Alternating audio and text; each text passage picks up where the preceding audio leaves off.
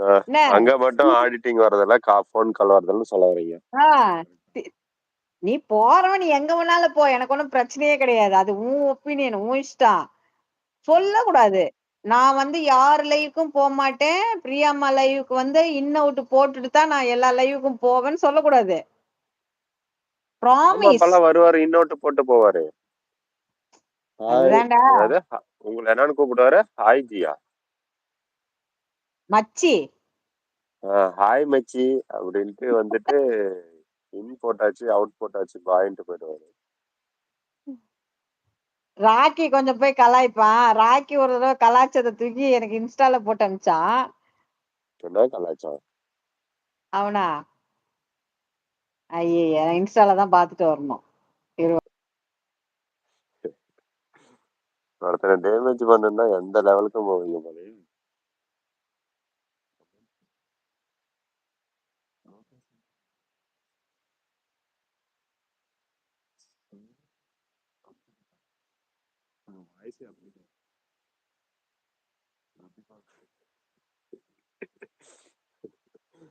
புத்திப்பலா சரி போயிட்டு கொடுக்குறேன் போகும்போது. ஓ ஓஹோ வந்துட்டேன். ஏஹா, என்ன போட்டிருக்கான்? அவங்க லைவ் டுகெதர் லைவ்ல போய் அன்னைக்குதான் இங்க நான் டைம் அவுட் குடுத்துட்டேன். இனிமே இங்க வர வேலை வச்சுக்காதன்னு சொல்லிட்டு டைம் அவுட் கொடுத்து அனுப்பிச்சிட்டேனா?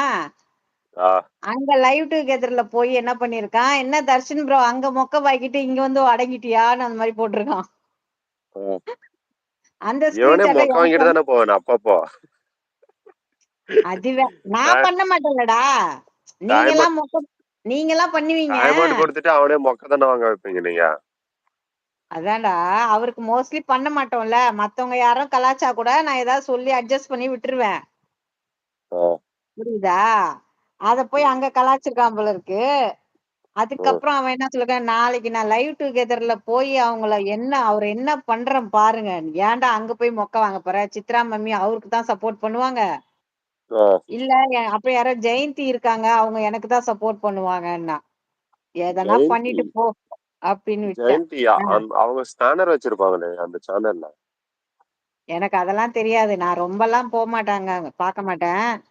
தர்ஷன் ப்ரோவுடைய இது வரும்ல, சித்ராமாவுடைய லைவ் டுகெதர் ஹைலைட்ஸ் வரும் ஷார்ட்ஸ்ல. அப்ப பாப்பீங்க. அப்ப பாப்பேன். அப்ப பாப்பேன் நானு. அப்பதான் தெரியும் இவரு மொக்க போட்டுட்டு இருக்காருங்க. 1 மணி வரையும் மொக்க. ஆக்சுவலி அவங்களுக்கும் இப்ப வியூஸ் போல. சரியா? இவங்களுக்கு சித்ரா மம்மிக்கு சரி வியூஸ் போல. அவங்களும் ஸ்பேனருங்களை கொடுத்து வச்சிருக்காங்க எல்லாருக்கும்னு வச்சுக்க. ஒரு 4-5 பேருக்கு ஸ்பேனர் கொடுத்து வச்சிருக்காங்க. அவங்க தர்ஷன் ப்ரோ கிட்ட கேட்டுட்டு இருக்காங்க, ஏன் மாதிரி லைவ் போவே மாட்டேங்குது, வியூஸ் ஏன் போகவே மாட்டேங்குது, ஏன் தர்ஷன் ப்ரோ? அதுக்கு தர்ஷன் நான் பேசுறதுனால எல்லாம் ஓடி போயிடுறாங்களோ அப்படின்னு அவரே சொல்லிக்கிறாரு. ஆக்சுவலி லைவ் டுகெதர் போட்டா கொஞ்சம் வியூஸ் கம்மியா தான் போகும்.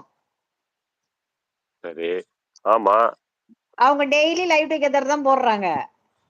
அவங்க இன்ஃபர்மேஷன் லைவ் போடுறாங்களா உங்கள மாதிரி?